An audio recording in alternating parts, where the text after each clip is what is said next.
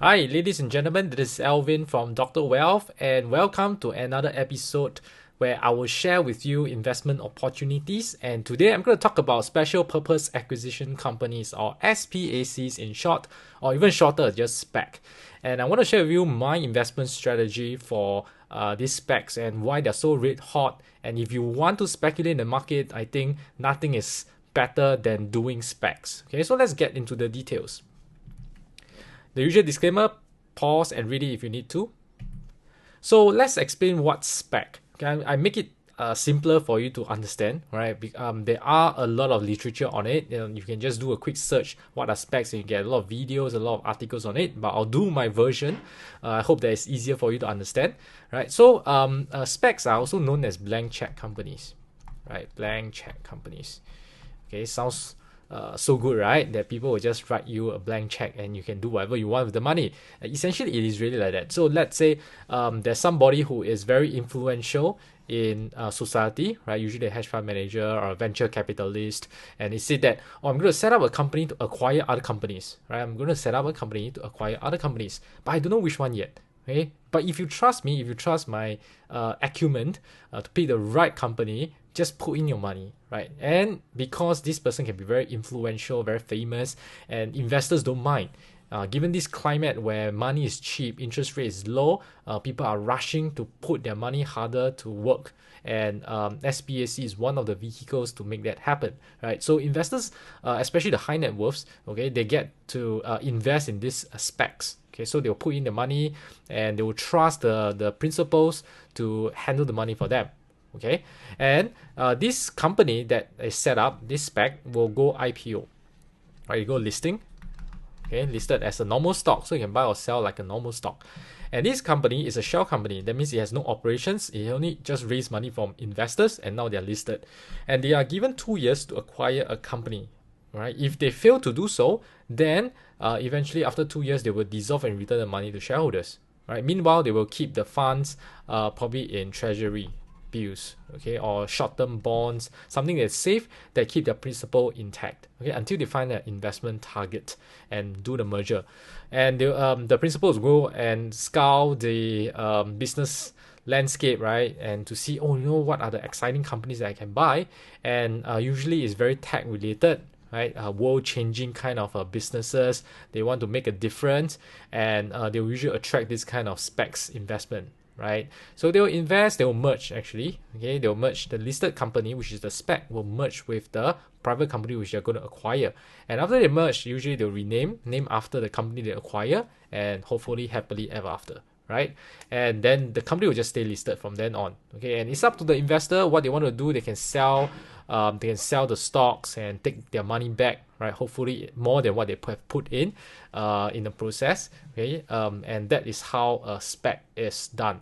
Okay, so then you'll be questioning, why do they want to do a SPAC? There are some advantages. So let's talk about the usual IPO process. If let's say a company, a tech company, nowadays usually they are fast growing, but they are not making any money, right? And it might be difficult for them, okay, in terms of the financial requirements, right? Because when you're on an IPO, there must be certain financial requirements that you need to be met in order for you to qualify for it.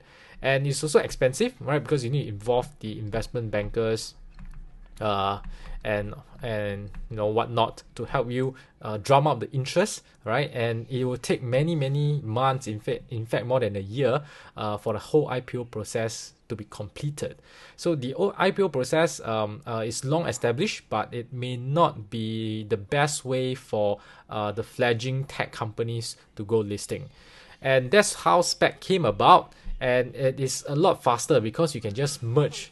The SPAC is already listed. Once this private tech company merge together with this SPAC, right? If immediately the tech company is a listed entity already, right? So that is the advantage, the speed, and it's cheaper because the investor of the SPAC have already paid for all the listing fees. Okay, and the merged company just need to combine. Okay, and of course there will be some merging fees as well, but it will be probably more cost efficient as compared to running the entire IPO process. And lastly, there's usually backed by good names, right? This SPAC, as I mentioned just now, and they are able to get investors' trust and their money, and likely they are also able to help the acquiree, right? The company got acquired in their businesses because of their influence, because of their connection, because of their network. So there can be a lot of advantages which are labeled over here, right? Of course, it depends on the deal, what kind of details that they are willing to offer. But we are increasingly seeing a lot of specs in the hundreds, okay? And this number seems to increase even further and not reducing anytime soon, right? And let's talk a little bit about the mechanics, okay, in terms of the numbers, right? So a spec usually will IPO at about $10, okay? Very rare cases it's not $10, like the Pershing Square Tontine was $20, but it was a rare case. Most of the SPACs will lease at $10, and they will usually attach a convertible warrant, which means they can convert this warrant into shares, right, at an exercise period. This ratio is variable, right? Sometimes it's you get one share, that means you get another warrant, all right? You buy one share, you get another warrant. Or sometimes it can be you have one share, but you only get half the warrant, right? Or even 1/3 or even 1/4. So it depends on what is detailed in the prospectus, right? And initially I thought that, wow, this convertible warrant is even better, right, than buying the underlying spec share itself, okay? So I thought that, warrants have is leverage, right? Which means if let's say the share price go up by 10%, my warrants, because of the leverage, might go up by 40%. Okay, so I thought that, oh, these warrants looks like a very good play for this kind of speculative investments, I would say. Okay, but unfortunately there are some issues with it. Okay, let me explain why. And convertible warrants are usually exercised at 11.50. Right, you want to convert the warrants into a share. You need to pay 11.50 to make that conversion, right? What I really didn't like, okay, was that it was redeemable. It's a redeemable warrant, which is when it's renewable is 1 cent, okay, and that's a very big difference from the 11.50 exercise price. All right, if only that the redemption is closer to the exercise price, I think it's fairer. But in this case, redeeming at 1 cent, that means the management of the spec can buy back the warrant from us at 1 cent per warrant. That is very, very, very minimal. It's almost as good as nothing, right? It's almost as good as worthless. And it's redeemable usually with this condition. The spec price, okay, the SPAC's price has been more than $18 for 20 days within a 30-day period. And then they can do redemption with a 30 days notice, right? And likely once it happens, this redemption notice is put out, right, the warrant price will collapse, okay, because they can redeem at 1 cent, you see. So that is the risk of holding the warrant in this case. If without this redemption clause, I would think that the warrant would be a much better instrument for you, for us to speculate in specs. Okay, unfortunately, because of this, I don't think is the best way to do so. All right, but if you want to do warrants still, okay, you have to do it before the spec price climb up too high. Okay, that's the very that's the window you're looking at.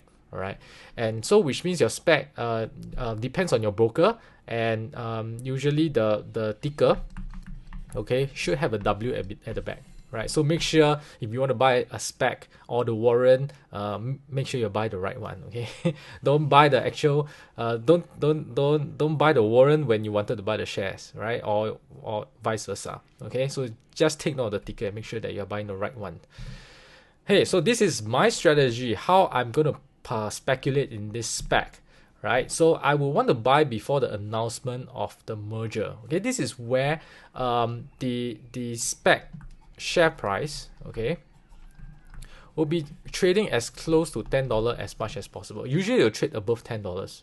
Okay, usually they'll trade above, and they'll start to crawl up as time goes by, right? Very, very slowly.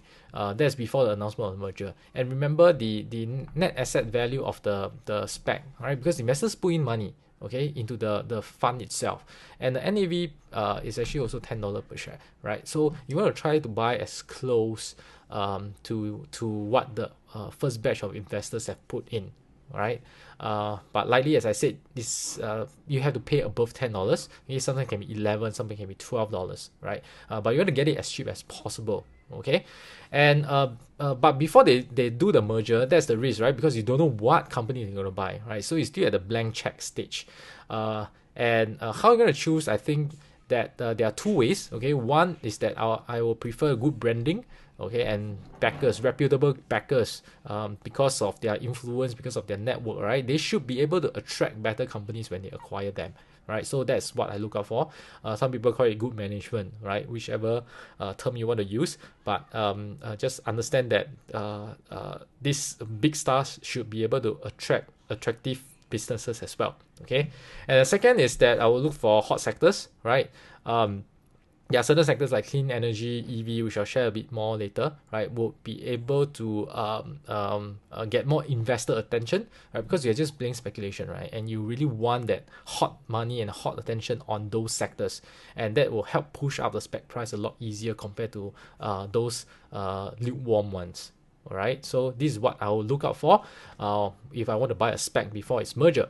Okay, and sometimes the announcement has been made, right? The spec has announced that okay, we have identified the target company. There's an initial talks, and we are happy that we're going to merge. Okay, but the merger have not happened yet, because it will take a period of time for the merger to complete. They will do their due diligence. You know, they need time for all these things with all the terms before the actual merger is signed, right, or completed. So that is where you still have opportunity. Okay, but at this point in time, the share price should be a lot higher already, maybe 20-30% higher, depending on how the market like this target company, right? If they like it a lot, it can even go up to 50-60%, okay, in just one announcement, right? So you have to pay a higher premium for this, okay, because it's a lot more certain now, right? But chances are there will still be more upside once the merger is completed. It's just that your upside has been reduced. So that's why I said preferably do it before the announcement. But after the announcement, it's still not too late. You still have some upside, just that it's less compared to if you have entered earlier. All right. And warrants, as I mentioned, that I'm not so keen on investing in them. But if let's say you want to give a boost to your return even more, they can be good consideration. All right. But I would think that you have to do it before the announcement is made, right? That's where the share price likely is below $18. Okay, because once it's crossed $18 and stay above $18 for a long period of time, right, there is a chance that the management will do a redemption, and then your warrants will almost worthless. Okay, so that is the risk that you have to take if you want to play the warrants. Right, and because I see this as very speculative play, right? It's better that you diversify into many specs. Okay, I would say that if you can do more than 10 or even more than 15, that would be so-called safer, right? Because you don't want to put everything in one spec and then the spec didn't turn out well. Okay, so there is some risk out there, because when you buy a blank check company, you really don't know what's going to happen. Okay, but given the attention over here, the overall spec environment should do well, right? Just that you don't know beforehand. Okay, so it's good to diversify. At least you get a few hits. Is more than enough. All right. Okay, so just want to share with you, give you some examples of the past specs that have completed mergers and their performance, right? So Draftkings is one of the fantastic spec that has happened, right? So from $10 it went up to 50 over dollars, right? So that's 400% over a period of 1.5 years. Right, so this is very fantastic return. Okay, those you can see it cross up slowly, right? When the announcement has not been made yet. Okay, then thereafter you can see the wild swing in the prices. That's why I say get in early as much as you can. Virgin Galactic, okay, but you can see sometimes the specs spend a lot more time stagnant because they haven't made an announcement. All right, so but once it's made, you can see it went bonkers. Okay, so Virgin Galactic took a longer time, more than 2 years, more than 3 years, right, to up 210%. So you see, you never know when they're going to make an announcement or whether the merger will happen or not. So there is that risk, right? That's why I said diversify. If you hit some, they'll be good, right? Opendoor, this is up 180% in 7 months.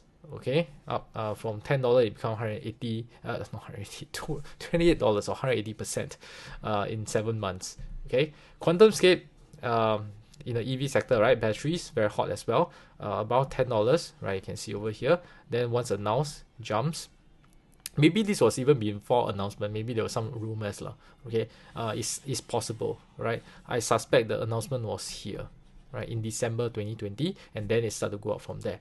Okay, so that is the other approach, right? So once the announcement is made, you still can get in, but you can see your upside is lower already, right? You went up even as high as 130. Okay, that's 10x your money. Right, that's 10x your money in such a short span of time. That's why I say specs now is very, very hot. If you want to play speculation, might as well go for the highest risk, right? But that said, I don't put most of my money in specs. Okay, I will just put a small percentage of my overall portfolio size to specs just for speculation, right? The major component I will still do more long-term investing in more predictable stocks. Okay, Velodyne up 130% in 26 months. Okay, so as I said, some may take longer, right? But the performance has been spectacular. Luminar, another EV related play, up 200% in 21 months. All right. And Lordstown, another EV play, is also up 140% in 20 months. So you can see a lot of specs have done very well. And so far what we've seen is at least 100%, right? At least 1x, okay, when the merger happens, right? And even Nikola, which is accused of fraud, still can be up 100% in 30 months. All right, it's almost crazy, which I also don't understand why. And that makes the speculation a lot easier, right? Of course, volatile as well. Okay, so the frame of mind to invest in spec is that only invest a small portion, right, and diversify them, and be prepared to lose money. Okay. But somehow, if some of the spec run a lot, okay, your overall exposure to spec will still be positive because of the huge gains they'll be able to pull out the entire portfolio, right? So that is that strategy that I'm talking about. So let me explain a bit more on the branding and the sectors, right? Which I think are good branding examples of it. Okay, I'm just giving you 3 examples over here, but there are even more. Okay, more. Specs with good branding or reputable people that are backing it. Like I would say that Shamaf, okay, the social capital, Sophia's specs, right, is one of the more reputable one and one of the most publicly prominent. Okay, Shamaf talk a lot about specs, and he pushes a lot out there already. There are 6 specs under this company. All right, this is fun. Okay, there are 6 specs, and it seems like he's not stopping at 6. Okay, he may even launch even more, right? So he usually have a good name, and you also realize that once his specs are more pricey, right? They trade at a higher premium compared to the rest. Okay, once they are listed. Reid Hoffman, the founder of LinkedIn, right, under Reinvent Tech Partners, together with 2 other partners, they formed this spec, and currently they have two of them. All right, 2 specs. Okay, and Reid Hoffman being also part of the PayPal mafia, there's a lot of influence that he can pull, a lot of strings that he can pull, right? And the third one will be Bill Ackman, the famous shareholder activist, right? And his hedge fund is called Pershing Square, and then he's launched a spec called Pershing Square Tontine. All right, so these are examples of well-known names, reputable individuals. They are backing certain specs out there. So if you can't bet on the business, bet on the person, right? To bring in the good business eventually. Okay. So some of the hot sectors, you can the spec itself, although they may not have identified a target company, but they may tell you where their focus is, right? So they may tell you in their prospectus or in their company website, they say, okay, our focus is in clean energy, our focus is in electric vehicles, our focus is in cryptocurrency or even cannabis, right? So some can even be space, which have been getting hotter and hotter. Some can be in fintech. Okay, so there can be many different kind of sector industry that they say they're focused in. But I think currently the hottest sectors belongs to these four, right? Clean energy, electric vehicle, cryptocurrency, and cannabis, right? Okay, so I don't think you can go too wrong if you focus on some of these hot sectors, right? But of course, be careful. Some of these hot sectors may not become hot after a few months. Okay, so you have to be in tune to where the market is, what the market is looking at, right? And really sense, okay, where the energy is in the market. Okay, so if you want a list of 10 promising specs to look at right now, right? Click on the link in the description or the pop-up on the screen, right? So you can just download the list. Okay, I'm going to give you for free, right? So in summary, specs are red hot right now and good for speculation. I mean, 100% return very possible. So far, majority, I think more than 90% of the specs are making money, right? And those that are making money makes a lot of money, okay, especially after the announcement has been made, right? A lot of specs have not made their announcement. So that's why I said there are a lot of opportunities over here. Investors are really rushing in with a lot of money after these specs, right? So this is, I would see this more as a short-term play as long as it can last, right? But capitalize on it. If you want to do short-term, I think specs shouldn't go wrong, okay? And buy before the merger announcement. As I said, that's a strategy. All right, go for branded ones, get backed by reputable people, or go for hot sectors like clean energy, EV, crypto, and cannabis. Okay, and remember, get the list of 10 promising specs to look at right now. Just download it. It's free for you, right? For your reference. If you can. You agree, you want to invest, okay, it's your own responsibility, all right? I'm not suggesting you should do so, all right? I'm just sharing you my views, okay? So do it responsibility if you want to, all right? So that is all I have. I wish you all the best, okay? I hope that it has been useful for you. And give us a thumbs up, right, if you like the video, and we can produce a lot more as we go along, right? And leave your comments as well, right? I'll see you the next time. Cheers.